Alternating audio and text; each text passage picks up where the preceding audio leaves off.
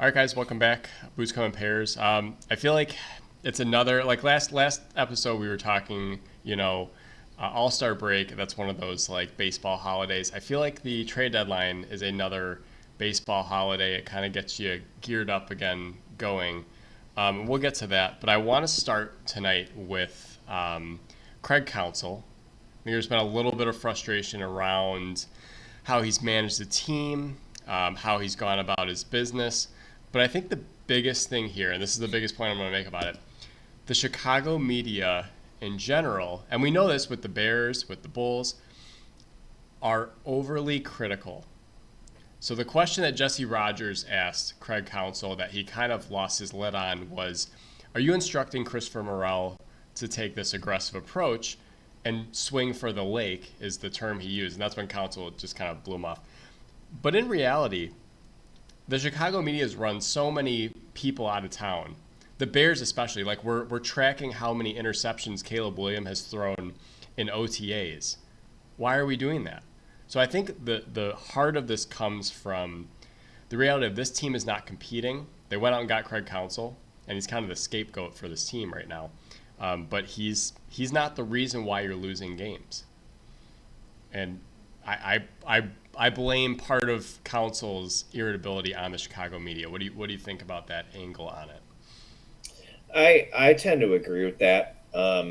He really, what is he supposed to say Yeah. when at the end of the day? And honestly, any of these people who are in charge of managing the team during the season, any sport, what are they supposed to say? They can only. You've said it several times on this show, during conversations that we have in person, text messages, all that stuff.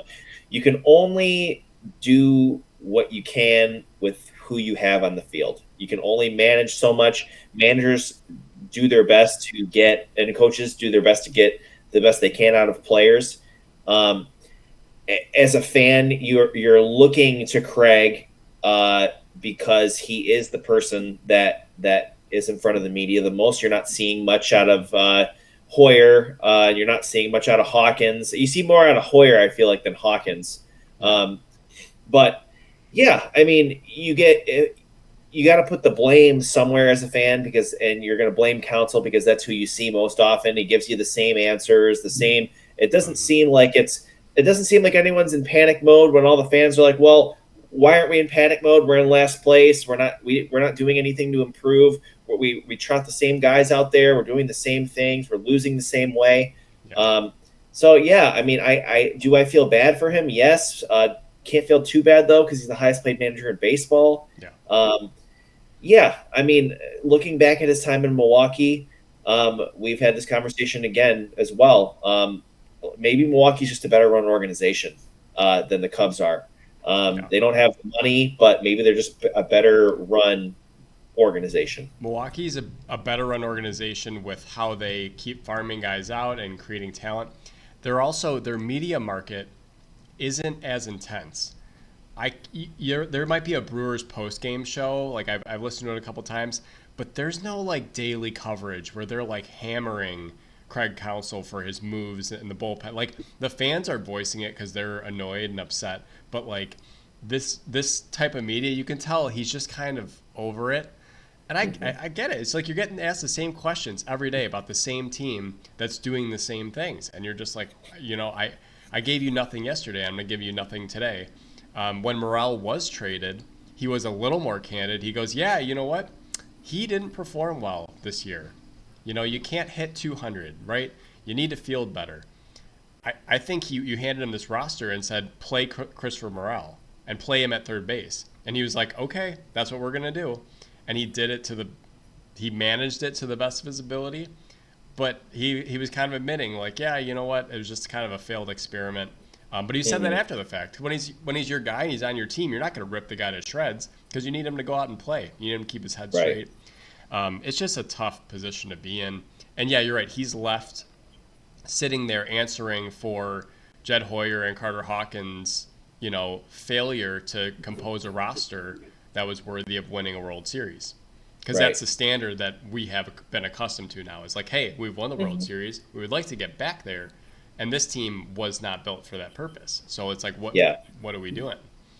Yeah. I mean, the only thing I can say is that it's a big market and you know that coming in, and he did accept the deal. You can Yeah. turn down, you're not for no one held a gun to Craig Counsell's head and said, you need to take this job for $8 million a year. He fully knew what the consequences would be. He knew the criticism would be there if they didn't perform. Is it his fault? No, not 100%. But yeah, it is what he signed up for. Playing in this city, it's a very hard thing to do. It's broken down some of the strongest baseball men who have done incredible things in the game. It's not easy. I equate it to playing in New York or Boston or Philadelphia or Los Angeles. Like any Yeah. place that's got a big media presence, Well, it's gonna you have to be a tough guy in order to withstand the constant waves and yeah. turmoil. And all those are teams that the Cubs are in class of because they are in that upper echelon in terms of earnings and the amount of attendance they have. The only difference is the Cubs are eighth in spending. All those teams are well above them. They're in the luxury tax. The Cubs refuse to go into that luxury tax. So yeah, they're spending a lot of money, and for what you're getting for this team, you feel like you're not getting enough production for how much they're spending, but they're not willing to go above to that next level. And it's what do you want to do then? I mean, part of why Council came here is because the Brewers have no money to spend, right? They're the small market team. They make these moves. They have a great organization because they have to be savvy. They have to be, with it. But I think the Cubs need to pony up and buy them. Like we've had a 2-year sample. Like it's no longer like, oh, we're halfway through this year. No, this is 2 years now of the same team, and they're eight games under, 7 games under 500 this year, 4 over last year. So they're 3 games under 500 for the last 2 seasons. Yeah. That's not good. We have a large sample size now of this roster, and if you don't improve on it, how are you going to get any better? Right. So, and the nice thing is that the messaging was pretty clear from the front office what they were willing to do. The moves that they did make were moves that ultimately put the team in a better situation to succeed in the future. Guys who are either projects who have a lot of upside or guys who have a lot of control. And they were able to do so without giving up anybody of extreme value. People thought that Tyone might be a guy who would go. He stuck around. There was talks of Nico Horner moving Nico Horner, and that didn't happen. So it just goes to show that they do have faith in some of these players. They know that they can play better as a team. I'm hoping that they can scratch and claw and still they're still not that far out of a playoff spot, but yeah. the National League is incredibly competitive. There's a lot of teams fighting for those final spots.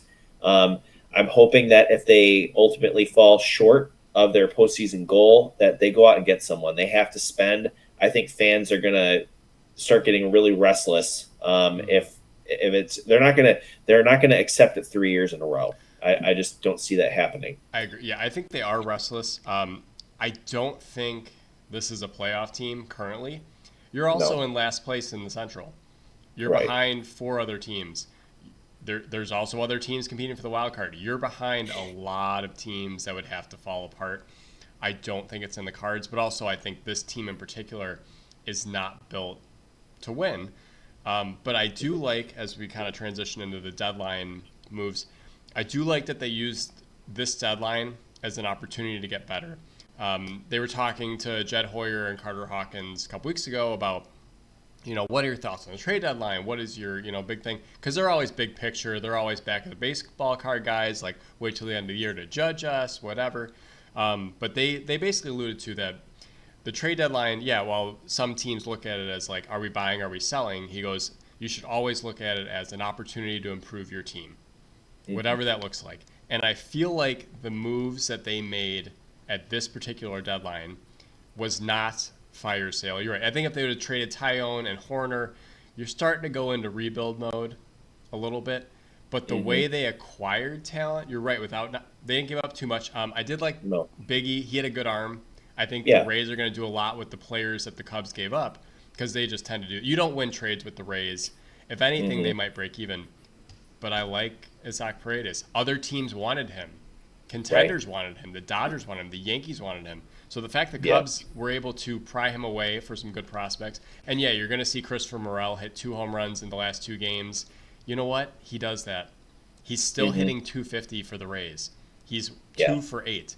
So we know what he does. He's a big energy guy. He's not bad for the clubhouse. He just has no position. So and Paredes is a third baseman. He made a great play the other night. You alluded to that. I mean, he makes a lot of contact. Yeah. You know, there's a lot to like there from that position, and he's the first third baseman that the Cubs have had since Chris Bryant. Legitimate third baseman. Yeah, and the other great thing is that he's 25 years old, and they have there's team control until 2028. You just said it. He makes a lot of contact. He doesn't strike out a lot, and he is a legit third baseman. I think it's a nice young player to shore up the infield. I'm really excited about his bat and his fielding and just the juice that he brings to the Cubs. He is a former pick of theirs. He's an international free agent signing. I believe he was 18 or 19 years old when he signed with the team. Never played a big league game with the team. They traded him and Jamer to the Tigers for Alex Avila and Justin Wilson back several years ago. Seven years ago. So it's cool that he's back. I'm hoping he hit 2 monster doubles off the wall yesterday. Again, the not striking out thing is huge. They have a lot of guys who do strike out a lot, and that's not something that he's going to do. And then, I mean, losing Leiter, I think he was pitching the best he had pitched in a while, which was good for the Yankees to see and ultimately good for the Cubs to see. They got a couple nice players from the Yankees, including a kid named, I think his name's Cam Neely, 6'8" fireballer. He throws really hard. They expect him to be up at some point this year. And then you mentioned Biggie right there, which is, again, it's a tough guy. You saw some flashes of some great things, but they got Nate Pearson from the Jays, who is a former top prospect of theirs, fireballer as well. He's entering his prime now, and he's got a lot of control left. So I'm not really disappointed by any of these moves that they've made. You had to give up some talent, and obviously the Rays will find a way to make the best out of that Paredes situation. But I'm pretty happy with what the Cubs have done. I hope they can win some more games, get back to the 500 mark, get over the 500 mark, and contend. It's going to be tough, but I think they can do it. Whether they make the playoffs, it's going to be really, really hard, but I like the moves that they made. I like them for next year. I look forward to 5 days after the World Series when they start to sign other people and who's going to be available. I have no idea who's going to be available right now, who they can trade for, but this is not this infield right now, what it does is it puts Patrick Wisdom back on the bench and or not on your roster, which is ideally what you want. But when you have a guy like Wisdom playing too much, and even David Bodie, he's come back and he's been really good. But he is your 5th infielder. Make no doubt about it. He is not your starter. So if you can put these guys back in positions where they belong, essentially, Mike Tauchman is your 4th outfielder, not your starting DH. So you got to address those. But you're right. Yeah, I like the moves they made. Mark Leiter, he was a pitch lab guy that they kind of scrapped together, a 9-year minor league, pretty much a 4A player that they flipped now into a major league reliever. He let up a run last night for the Yankees already. So thank you for your 1.5 years of service. We got something for you. I think that is the best way to go. He's not, it's so volatile. Bullpens are volatile. We say it all the time. You never know what you're going to get out of them. So anytime you can move a bullpen piece like that, I think it benefits you long run because you don't know who your bullpen's going to be next year. You can always retool that. Fastest way to get prospects, right? Right. Any other moves that really stuck out to you? Randy Rosarena moved to the Mariners. Ahmed Rosario went back to the Dodgers, which I don't think they ever updated his picture. He just always had the Dodgers hat on. So, yeah, I mean, Oh, The yeah, deadline yeah, the deadline was super interesting. Uh, and I think it was for the fact that really no huge names were moved, and you kind of got a feeling that that was going to be the case, even with a team like the Blue Jays, who seem to be selling yeah, everything. When they kind of came out publicly and said that Bichette and Guerrero were off the market, I think it was kind of like, all right, well, I don't know who else is going to be there, but there was a lot of sneaky moves. You yeah, just mentioned the Rays. The Rays did a fire sale of sorts. They dealt Zach Elfin, they dealt Paredes and Arozarena, Sean Armstrong, one of their good relievers. I think they got rid of one. Adam, yeah. Adam who Wood. was Yeah, one of their another nice reliever for them. So they kind of reloaded. They're going to find a way to compete. They're above 500. I wouldn't be surprised if they were knocking on the door for second or third place at the end of this year. Um, the Mariners added the bats that they needed. Justin Turner, Arozarena. They're in desperate need of offense. Um, I believe they got a reliever as well, which is nice. The Orioles added some pieces. They got a couple pitchers, Rogers, yeah. and they got Eloy. They got Elfin as well. They got Eloy, which You is know what? It's the White Sox were ecstatic to get rid of him, but they well, also got they got Greg Soto and Sir yeah, Anthony Dominguez. So they added some nice pieces. I think the Padres made a couple nice bullpen moves. yeah, Um, yeah, really. I mean, the Royals got a few key relievers. They're kind of surging. They're yeah, scary. yeah, I think probably the biggest move, the biggest name was the Dodgers getting Jack Flaherty, who's having a yeah, nice year, and they got him for a bag of peanuts. Versus yeah, a team like the Astros, who had to give up three prospects to get Yusei Kikuchi, who is not having a good year at all. yeah. So Well, that's kind of interesting. with The Kikuchi Mets though, added some pieces. he was pitching. I was watching the MLB split screen, and Dan Plesac was kind of breaking him down. I mean, you put him on a competitor, he's got electric stuff. It He just he does, but seems to have he has a four, that one blow up inning, but but he has a 4.75 ERA. yeah, but He's getting lit I don't up, know. Change and of that's scenery. three like Flaherty's having a good year, and Kikuchi is not having a good year, and the Dodgers gave up nothing to get Flaherty, and you give up three top prospects in your He's organization to get Kikuchi. Like, But if you're Houston, you need that now. I mean that right? they're they're in the last 2 to 3 years of their window. I Yeah, mean, are they going to sign Bregman? How long is Altuve going to play? You have a prime Yordan Alvarez, Kyle Tucker. I mean, again, you have like 2 or 3 more years to win the World Series. Those prospects, as we've talked many times, mean nothing if they aren't contributing to your major league team when you're in a World Series window. So right. it may seem like a high price, but if Kikuchi can help you, you do that. And it was a seller's market. You wanted to be the team selling because you were getting so much in return. Right. Um, Houston's going for it, and he was probably the most seasoned arm available besides Flaherty. Yeah. But you know what? I mean, some teams look at Houston, and they go, "Hey, you got to give us more than the Dodgers are." Like that's flat out, and they're probably just like, "No."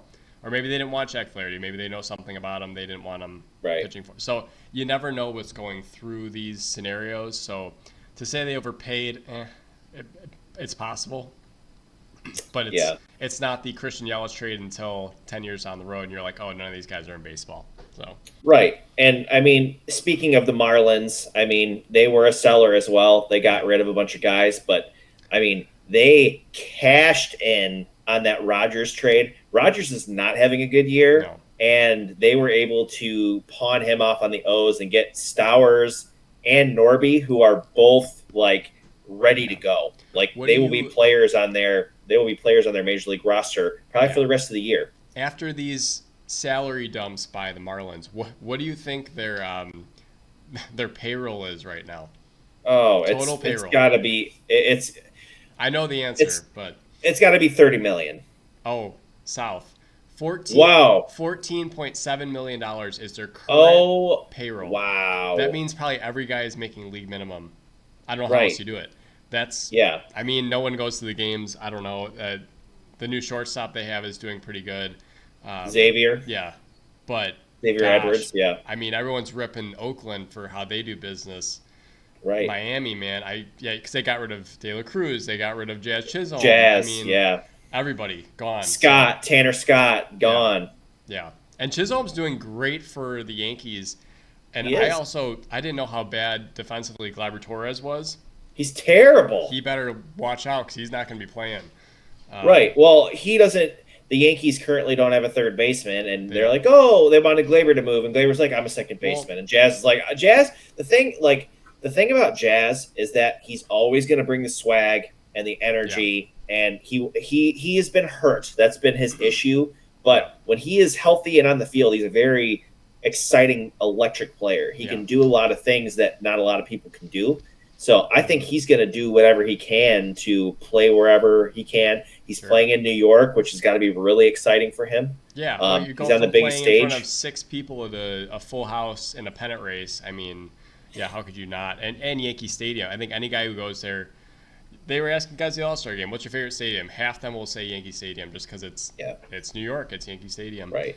But yeah, third base, I think the Yankees were kind of fooled by Oswaldo Cabrera at the beginning of the year because he was hitting so well. You got to throw him in the lineup, and now they were kind of left with no third baseman. So yeah, but it is funny to see too teams like the Yankees and the Dodgers scrambling at the trade deadline trying to assemble a roster when they've already spent $1 billion on their team. Right. And it's like, oh yeah, now we have no pitching. Now we have no infielders. It's like, what happened, Well, going into the season, you look at the Dodgers, and it's like, wow, they have like 7 starting pitchers, and now they have none. Yep. They have Yamamoto's out. Glass is pitching, but he's been hurt. Kershaw got bombed. First start in his career that he had not recorded a strikeout in a game. That's wild. When they traded Paxton, Bueller's out. Yeah, they traded the Big Maple. Yeah, they traded him. They traded him to the Red Sox. So it's like, why? I don't understand. I don't understand a team that needs pitching. And they're sliding. Freeman is it's a personal issue that he's out. He's seen one of his kids is not doing too well.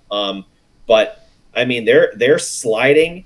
San Diego's creeping right back up into there. San Diego's playing really good baseball. We'll get to that in a second, but yeah, the Dodgers. I'm kind of surprised they didn't do more. I mean, they did add Michael Kopech.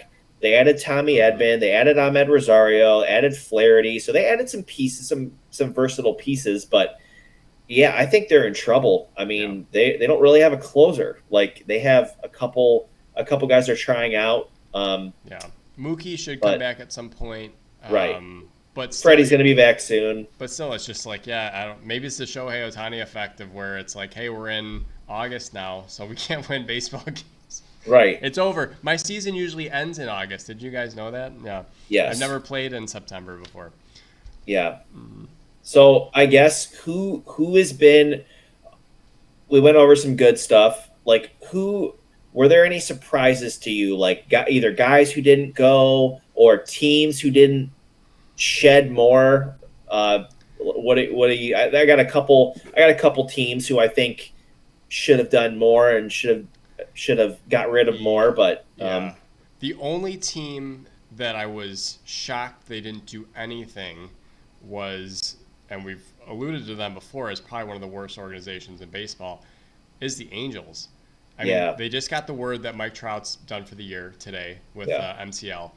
And he was nursing his back before, so it's like it's just confusing. But like they didn't trade Taylor Ward, they didn't trade Reganifo, they didn't move anybody. They didn't move it. They didn't move Anderson. No. Anderson was surprised. Tyler Anderson's having a really good season. Yeah. That's a guy who I would think would get a lot of people. This was the best time to sell, and you have no farm system. The Angels have a debilitated farm system, and they just did nothing. And I'm like, I don't know where they're going. I mean, right. And again, Trout's not coming back anytime soon. It's a very confusing franchise, tied with the White Sox probably for just questionable. Like they moved Eric Fetty, which was good, but then you threw Eloy at Baltimore for nothing. You got rid of Kopech for nothing. It's like these were at one point in time cornerstones of your rebuild. right? Right. These were the guys that are going to lead you to your next World Series charge. They were right in the middle of it when they were competing in 2021. And now all of a sudden you're trading them away for a bag of balls. But they couldn't stay healthy, and Kopech was erratic. So it's just weird to see those names go for nothing. Yeah. Yeah. I'm kind of in the same boat, like with the Angels too. I mean, maybe Pilar has played really well for them. Maybe he was a guy who could have gotten dealt to a contender. Um, I was a bit surprised that well, you said Red Heathful already. Yeah. But yeah, I mean, they really. I'm surprised that the Angels have been they're as bad as they've been, and they don't have more talent in their minor league system. You should. Yeah. I think like Noah Shanuel is a really good first baseman. He's a nice young kid. Zach Nito's really good. Logan O'Hoppe, their catcher, is a stud. They have some nice players. Joe Adell. I don't really. I think he needs to leave the Angels organization and see if he can do something somewhere else. He was a once can't miss prospect. But yeah, aside from that, they don't really have much. Some of their guys, like even their young pitchers, like Griffin Canning and Reed Detmers, have not been great. They were former first round picks. At least Detmers was out of Louisville. Yeah. He hasn't really done great. So yeah, they're really confusing. They have I think opposite problem of Baltimore, right? Yeah. Baltimore has all these young guys, and they're performing at the major league level, and they're being followed by young guys in the minors who are ready to go, right? Right. So when you have both going, that forces the guys that are up to keep their level up because they don't want to get, But for the Angels, there's no one coming. So their young guys are, they're playing, they're starting in the major league level, but there's no one nipping at their heels. Yeah. And then they just sputter out, and then who knows what's going next. So yeah, that's the problem when you're just a non-loaded organization. So yeah. Are there any teams that are contending that you're surprised that they didn't do more to add to their team? Milwaukee, 100%. Yeah. Adding Frankie Montas, and what they gave up, Joey Weimer, not a big deal. He has a slow pitch softball swing if I've ever seen one. And they gave up Unius, whatever. But to not add that lefty bat after Yelich is essentially he's seeking a specialist advice. But he's going to be out for at least a month, right? He's not coming back, and if he comes back, he's going to be limited, ability. The Brewers are sliding a little bit. Right. They need a little bit of offense. They need some more pitching, and you added a pitcher with a high salary that hasn't been performing. Right. I think they added Savale too. They added him a couple weeks ago. Yeah. Which is fine. They added Dallas Keuchel for $1, literally. They traded $1 to wherever he was at. I don't know. It just and the Brewers never do it. They never make moves. Last year their big move was Mark Canha. Okay, but like you knew you had an injury last week with Yelich being out. Why not try to get somebody? I don't know who's available, but like why not try and at least get something? You can't rely on these prospects to kind of pull you through. Bryce Terang's leveling off. Jackson Churrio's been ridiculously hot. He has. But how long are you going to ride a 20-year-old right before he cashes out? Because he's never played this many games in his life either with this level of intensity. So he's hot, but for how long? Is he peaking at the right time? That's always the question. So I guess the question is then if Milwaukee continues to slide, like who's going to step up into that spot? I mean, the Pirates could. The Pirates are doing some stuff. They added IKF and they added De La Cruz. I mean, they're looking pretty poised to do some stuff. McCutcheon's kind of guiding them along with his leadership, and they got some good bats. O'Neal Cruz is starting to play pretty well. The Cardinals are the Cardinals. They could creep up and get into that conversation as well. I don't think the Reds are probably they're kind of going to stand pat like the Cubs did. They're very similar in how their rosters are constructed. Neither team really, except the Cubs, have superior pitching, at least starting pitching. I like the Reds' talent, but I like your Pirates' view. They have good pitching. They have good young pitching, so we'll see if that continues. But you're right. They added some pieces for now and for later. They have some second base prospect, but they added Kiner Falefa, who's having Yeah. an okay year. I mean, Yeah. they significantly improved their roster for the now.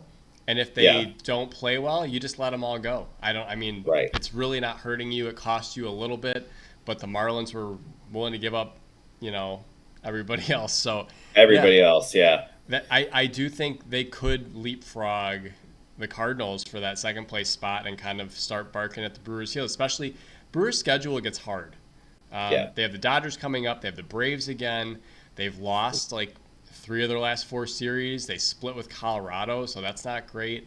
They lost to the Marlins. They just lost to the Braves. So, like, yeah, and I just don't think the Brewers did enough. And you're again No. relying on these young guys that are unproven. So Yeah. it is up for grabs. One move I did like, and he announced earlier. Same with Kevin Pillar. I thought Kevin Pillar was going to move. He announced that this is probably his last year. Kevin Kiermaier moving, To the Dodgers. Yeah. I thought was really good for him. Guy plays so hard. He made a Mm-hmm. great play for Toronto a couple nights ago, right before he got moved. The bat isn't really coming around, but a team like the Dodgers could definitely use his glove. The same, Right. like I think Jason Hayward's hurt right now, but you slide him in that role. Hit ninth. You don't have to do too much. Just patrol center field. He's only 34, but the body's just telling me it's time. Right. Hopefully he gets I don't like the Dodgers, you know that, but hopefully he gets at least a look at some postseason action. I think he's just one of those guys. I wish he was on a team that I liked. Right. Exactly. Yeah.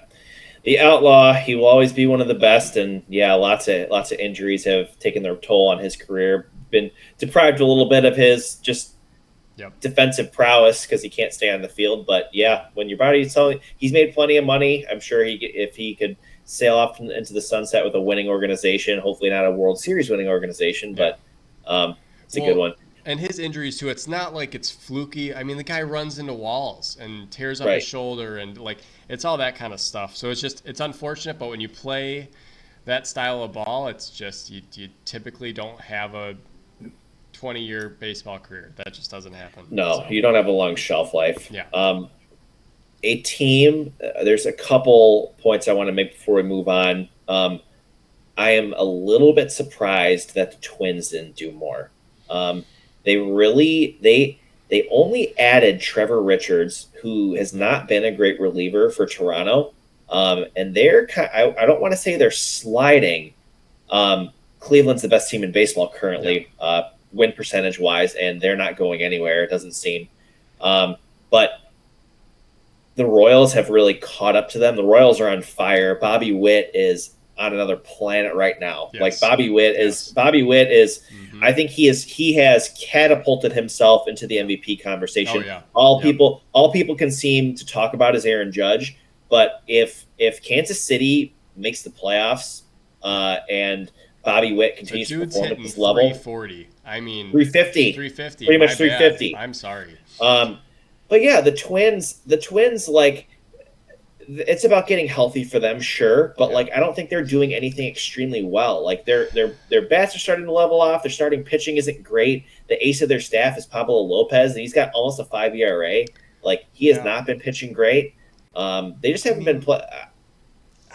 If Minnesota is the Milwaukee of the AL Central, Right. they're overachieving, I would say, for the roster they assembled. Would you agree? Yeah. Do you think they have high aspirations for this current roster? I don't think so. So I think not adding to it just makes Minnesota Twins sense. I feel like this is just what they do. They're going to take this team as far as they can go with spending the least amount of money they can.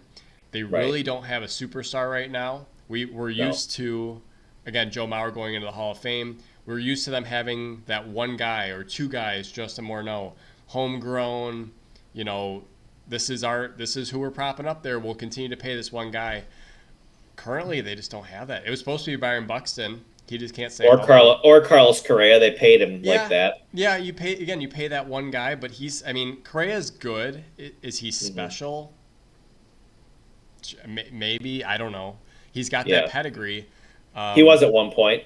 I just feel like Minnesota is a team, just like the Brewers, that already put their chips in for this season of what it looks like. So them not adding, I'm not surprised by one bit. Same with I'm not surprised with Milwaukee. I just think they always should add. And they should do Right. this. They should. Hey, you want to win? This is what you need to do. Yeah. Yeah. But going into the season, I mean, based on what they did last year, people were really expecting them to just run away with the division. The Indians have really surprised a lot of people, and so have the Royals. The Royals and the Indians are well overachieving. The Royal. I mean, the Indians are too. The Indians were Yeah. probably close to being in last place last year, or were they? No, they were okay last year, weren't they? I feel like the Indians though are becoming the level of Tampa, where you Right. just can never underestimate the talent they have and the guys they have, and just I mean they have that one guy too. They have Jose Ramirez who took a discount to stay, and they just loaded up with the talent that's homegrown. I feel like that's a team that you just can't write off. And yeah, they're the best team in baseball. How can you argue with where they're at? But yeah, I do agree. The Royals are, because I remember you picked Bobby Witt as your like AL MVP at the beginning of the year, and I'm like, is Bobby Witt an MVP candidate if the Royals aren't in it? Or if they're like they're irrelevant, because I'm like the Royals aren't going to be good. Well, prove me wrong. The Royals are well overachieving. Salvador Perez is defying age right now. He's hitting tremendously. I mean, I don't know how much he's catching, but like he's catching a lot. They're a plus team right now on the rise, and no one saw that coming. And I mean, Seth Lugo's having his best year as a pitcher, and he is in the Cy Young conversation. Michael Wacha's pitching. But yeah, well. I mean. Pascantino's doing really well. Yeah. They have a pretty decent bullpen for the most part. Their closer doesn't have a very low ERA. Launched him. Yeah, you launched him. But I don't know. They're a nice young team. They're playing well, and I think a lot of it has to do with Bobby Witt just doing Bobby Witt things, and he is grinding and flying his way to the conversation of being one of the best players in this game. And the other thing, I'm surprised the Yankees did make some moves, but I'm surprised that they did not add to their starting rotation, which has been awful lately. They talked about moving Nestor Cortez, and if they do that, they're going to add someone else in. I think no one wanted what they were selling. I think that was the biggest reason why they didn't add, is that the Yankees have nothing to offer anybody, and they didn't want their garbage basically. So this is a unique situation where money can't buy you other teams' prospects or talent. So you kind of get stuck with it. The Yankees made all their acquisitions already.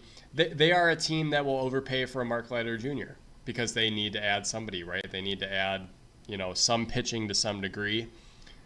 Who do you think the Yankees should have grabbed? Flaherty? Is that who? Yeah, I mean, Flaherty. Try going after Anderson. Try to pry him away from maybe you part with the guy. And I know they don't want to part with Jason Dominguez, but Jason Dominguez is their top prospect, the Martian.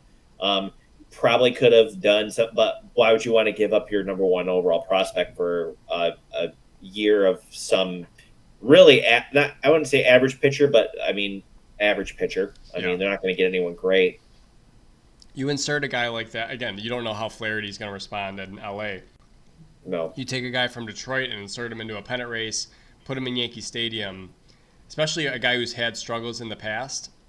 Right. How do you trust him, and how do you give up your top prospect for that? Yeah. I mean, Dodgers didn't have to give up much for Flaherty, which is surprising. But the nice thing for him is that there is the comfort factor of going home. He's a California guy, so that might be Dodger Stadium is a pretty chill place to pitch. So I kind of expect him to succeed and continue to do what he's doing. Yeah. Before we move on, teams that are surging. Who do you got your eye on? Who's kind of intrigued you a little bit? Who's surging? Gosh. Yeah. I've just been so meddled in I've been literally watching Brewers and Cubs games right now. But I think Atlanta is coping well with life after Ronald Acuna. They are continuing to put a formidable roster out there. Matt Olson started to hit the ball again. So for me, it's I'm I guess I'm not surprised because they won the World Series without Ronald Acuna. But I'm surprised that they've kept their pace when you Hmm. were missing your best player essentially. Yeah, and have guys like Olson and Riley struggling. Yeah, Michael Harris has missed a lot of time. he's out. They Yeah, lost, yeah, they've lost Spencer Strider on the first day of the season. yep. I'm surprised that they have continued to stay afloat. Hmm. I don't know the East. The Mets have kind of crept back into the conversation a little bit. The Um, Mets are Philly, playing really well. They're the best team in right, baseball. Yeah. right. Philly has not been playing well Mm. at all. So yeah, I mean, I have been, but Philly really hasn't lost a lot of players. They just haven't been playing well. Like Yeah. Harper and Schwarber missed a little bit of time, and then they came back. But yeah, Philly just hasn't been playing well. They haven't been pitching well. They got hammered by their starting pitch got hammered by the Yankees. Hmm. Um, I am looking to the NL West. The Diamondbacks and the Padres have been playing really, really well. And the Padres just added two more really good arms to their dominant bullpen that they have. Their pitchers, who they got from the Yankees, and some of their other guys have pitched really well. Michael King has had a really nice year. Yu Darvish has missed a lot of time. He's Yeah. had for personal reasons, and he's pitching really well. He got injured in June, and he didn't really come back from that. It kind of went right from this injury to a back injury to taking personal time for a personal reason.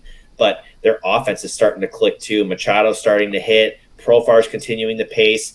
Bogarts, I think, is up to 270 now. So Yeah. he's starting to hit. Arise hit that early trade that they acquired him in. Yep. He's really made a difference.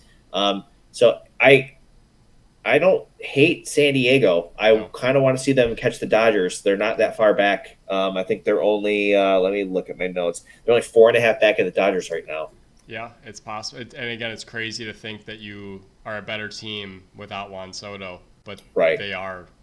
They are. It's some teams just maybe it was 1 year too few. It didn't have enough time to gel, but yeah, they're playing good ball. I mean, Profar's been phenomenal. So yeah, I Yeah. don't hate that either.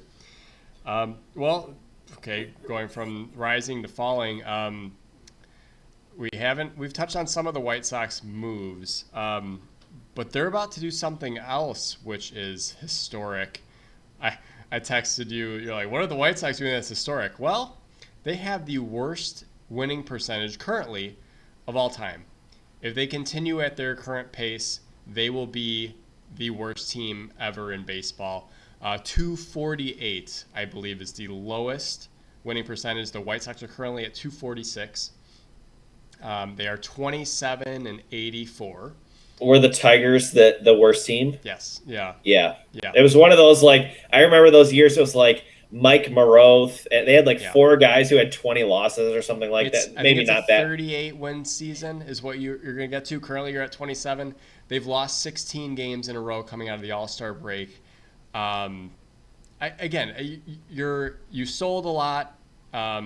You maybe didn't get the return you wanted for some of these big guys like Eloy and Kopech, but you understand, yeah, you're a bad team. But this is a different level of bad from a team that 2 years ago was projected. I didn't think so, but to be a World Series contender, the fall from grace, I guess. I mean, what do you do with the White? I mean, if you're not pulling your hair out watching these games, I don't know. I mean, you're averaging less than 2 runs a game, so it's not shocking you've lost 16 in a row. Mm-mm. But and then There's yeah, What and is then there to be excited? What is there to be excited about? Like, even, like as a kid, like we were talking a couple weeks ago about they drafted one of the best collegiate pitchers. This kid out of Arkansas, great lefty arm. Like he's gonna walk into this. Like Garrett yeah, Crochet walked into this.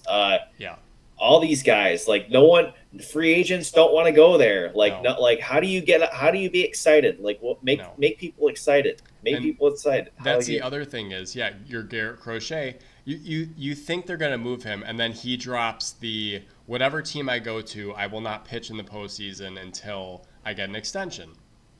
Okay, so yeah, that makes you impossible to trade. But now you're going back to the White Sox, and what are you gonna do? Like Nothing. they're not. If you're Garrett Crochet, best case scenario, you end the season healthy, they shut you down, whatever they do. They're not going to pay you. The White Sox have never paid a $100 million player in their history. You're not going to be the guy. They're gonna move on from you. So what? As a pitcher, you're a lame duck essentially until they decide they want to move you. So what do you do? Yeah, you're right. There's no excitement. They are trending to be the worst team ever in baseball. They are currently the worst team, at least for this season. I just don't know where you go. And I know Chris Getz is in year one of his, regime. It's not looking too great. No. Pedro Grifol has won like 60 games total in 2 years as a manager. Yeah. And he's gonna get canned. There's no way he survives all this, right? I mean, I just don't know where you start. Do you keep Luis Robert, which also now that looks like a bad deal, right? Like, right. I don't know. It's just he's hitting 222. He's supposed to be Superman. Superman has hit 222. Superman has never played more than 120 games or whatever. So I don't. The frustration isn't really for me, but it's just I don't know. They're on the same level as the Angels, except they don't have the best player in baseball. Right. I guess until Jerry Reinsdorf decides he doesn't want to run the team anymore. But we definitely need to make note that they're about to make history, and I'll make sure that they do, and I'll let you know when they do. We'll have a weekly tracker maybe of where their win percentage is at. Right. And maybe if they win a game by next week. But usually when we talk about it, that's when they do the opposite. But oh well. Yeah. Any other White Sox thoughts? Are you good at me? I'm good, man. I mean, it's there's so much other good stuff, and we don't need to waste any more of our time. Yep. Well, I think the best of the week by far was, if you have not seen, the Jackson Holiday moonshot. Again, he still went 1 for 5, but man, did he crush that ball! And that's what everyone's been waiting for, and hopefully that's the jump start to everything else. I hadn't really been paying attention to him down in AAA. I didn't know if he was hitting well or not. But when I saw he was up, I made sure I was keeping tabs on the game. Yeah. They already have a little thing on the sidewalk where the ball hit. He just crushed it. Granted, it was right down the middle, but man, what a cool experience to have your first homer be a grand slam in a game that was, knotted up. Very, very cool to see that. Yeah, I mean, him getting sent back down, obviously it's tough, but it just shows how hard the game is. And like you were saying before, Baltimore's in a unique situation where they have a lot of young guys who are cemented in certain roles with a lot of other talented young guys nipping at their heels. Holiday's number one prospect in baseball, but you got to go out there and earn it every day. And he wasn't playing well in that first little stint. And for him to come back up and do that, he worked really hard in AAA. He's got a 904 OPS. He's got double-digit homers, double-digit doubles. Has walked 74 times in 73 games and only struck out 75 times, so about the same number of walks and strikeouts. So just showing that mature approach. And I did not see it live, but I was watching the game cast, and I'm like, all right, he's up with the bases loaded. It'd be cool if he knocked one out of the park right now, and he sure did. He got all of it. I saw a video on Instagram and a couple pictures that the family, the father and son who got the ball, gave it back to him, and he gave them a bat. And what a cool experience for those people as well. And for him to get his first home run back. I mean, his dad hit plenty of them. Hopefully it's the first of many to come for him. Really excited to see what he can do. He's going to be playing a lot of second base. Jordan Westberg got hit in the hand yesterday or the other day, broke his hand. He's going to miss an extended period of time. So I would look to see him. They're going to be playing Arias a lot, probably at third base. Westberg kind of played a little bit of both. But if he struggles, I mean, Kobe Mayo's coming up too. So, I mean, he's still with an all-star second baseman being on the shelf. He still has to go to the ballpark every day and perform because there are more guys behind him who are nipping at the heels. Yes, and they are not in player development mode at the major league level. They are in the middle of a pennant race, and they need to keep pace. So they need to bury bury the Yankees. Otherwise, they will take advantage of that. They have a tough stretch coming up. They're playing Cleveland right now. It's not looking good tonight. Cleveland's a really good team. Cleveland's the best team right now. Yeah. So it's going to be a tough little stretch for them. But yeah, they're in win now mode. They want to keep winning. They want to go to the postseason. They want to win a postseason series. Yep. They want to get to the World Series. I think they have what it takes to do it. They added a couple more arms to support Corbin Burns and Grayson Rodriguez. Yeah, I mean, I'm all O's. I'd love to see them do well and continue to perform. I thought that first series last year in the playoffs was a good stepping stone. Again, I don't think you go the first time and just sweep on through the World Series. So hopefully they bring that playoff pedigree to this year and have a little more experience. But that's the thing. You just got to keep getting there. Keep taking bites at the apple. Eventually it'll be your turn. The Astros did it for a number of years before they won their first one. So you got to constantly be in the playoffs and feel that vibe to carry it over to the next season. Look to them. Again, we'll continue to watch Jackson Holliday. His at-bats haven't been quite as hyped up as when he first came up. And it's also hard, too, when you're like all those at-bats counts. Your batting average doesn't restart just because you went down the minors. It still says 0.79 when he goes up to the plate. So it's not pretty. He still has a lot to overcome. But again, just to see him kind of get into a ball was nice to see. So yeah, absolutely. Yeah, for sure. Well, good to get back on here. Good to talk about some baseball. Lots of exciting things coming up. Will make a comment. I was out on the West Coast last week, and I visited a new ballpark for the first time in a couple years, which is so cool. We went to one last year. What do you mean, a couple years? Arizona. What was last? Oh yeah, Arizona. Well, it's been fewer. Our baseball trips are not as often as they used to be, just because of life. Yeah. It's not a yearly trip. Life circumstances, things change. Additions happen. Marriages are formed. It's a beautiful thing. But always cherish our trips and getting to see new places. I got to visit Coors Field last week on Tuesday when they faced the Red Sox, which was so cool because we're big Red Sox fans in our household. Got to see a Red Sox win, but man, Coors Field is such a beautiful place. Lots of people there. There's lots of things to do. The food is solid. The visuals are great. There's a little bit of smoke from wildfires, so you can. On most days, you get to see the mountains in the background as the backdrop, which is cool. They have a line in the upper deck of the stadium that measures when you're exactly a mile high, which is really cool. But yeah, Coors Field and the Rockies organization just do a fantastic job. Like, yeah, they're not a great team, but they're not a good baseball organization, but they put on a good show, right? They put on a good show. I mean, I was even talking to my friends out there, and they go to a lot of games, and the park is always packed with opposing fans. Opposing fans travel well. There were lots of Red Sox fans there. Yeah. Just because Colorado's a beautiful state, but it is a well-run park, and the Rockies organization makes sure that the fans really enjoy themselves in all facets. Well, Denver's a good sports city because the Nuggets won a year ago. The Lanch won 2 years ago, and the Broncos are always a good draw. So it's just bizarre that the Rockies, and it might just be ownership. They've only been to one World Series, and that was the Matt Holliday 2007 when they lost to Boston.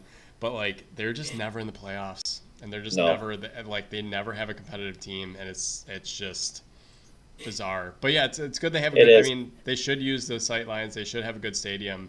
They've hosted the All-Star game. It's the West is a tough division. I mean, you have the Dodgers and the Padres and the Giants. The Giants are a storied organization as well. They've won a lot of World Series in the last 20 years. The Dodgers are the Dodgers. So it's tough to compete in that division. But, yeah, I mean, very pleasant experience. Glad I got to check that one off the list. That was number 20 for me. So 2/3 of the way through. Obviously, there have been some teams that have moved to a new stadium since we visited the first stadium, so we'll have to go back to some of those, but I will still count it. I will still Yeah. count. Oh yeah. I will still count the ballpark in Arlington, even though it is Globe Life now. I feel like that one didn't change that much. Right. I think they Even just though it was rebuilt, though. yeah, but it's the same Yeah. thing. Yeah. But Ballpark in yeah, I'm not Arlington is sure. cooler. Right. Not sure what the next one will be, but Coors was for sure a primo destination, and I highly recommend it. Yeah, absolutely. Did they drop hot dogs to you from the ceiling? They did not, but Okay. I did have a Rocky dog, which is a foot long all beef hot dog. It's a very good dog, and they asked if I wanted everything on it. I'm like, well, what's everything? They said, well, it's onions, peppers, and sauerkraut. I said, sure. So I did that, and I put some Oh, mustard on there, and it was really good. It was okay. very solid. You can keep the sauerkraut. That's fine. I've never had sauerkraut in my life until I had it on that hot Okay. dog, and it was a I mean, pretty it's not. interesting. It was It's a okay. good crunch and a little bit of a like an acidic taste. Yeah. But with the dog, with the mustard, the sweeter peppers and onions, it was a really solid dog. I mean, I was impressed with everything that I experienced there. It was a good spot. That would be something if you had a hot dog cannon that shot foot long hot dogs. Right, That now sign me up. Then I'll be at every Rockies game ever. But right. well, I don't know when the next one is. I'm looking forward to maybe doing it with my son. That would be cool. Right. But we'll see. We'll Yes. see what that. Yeah. I don't know what my next excursion will be. Yeah. But we'll. Yeah, those are. You're right. Those are always fun. That's always nice to walk in there. I'm looking forward to the first hey, here's Wrigley Field. Yeah. Ready? You ready? I want to do the Bill Murray treatment where it's close your eyes. We're gonna walk to the top. All right, now open up and Yeah. see what you got. But Yep. yeah, well, that's a lot of good all around right now. Again, unless you're a White Sox fan, sorry, it's not gonna suck. But until next time, Boost Co and Pairs. Thanks for listening. Peace.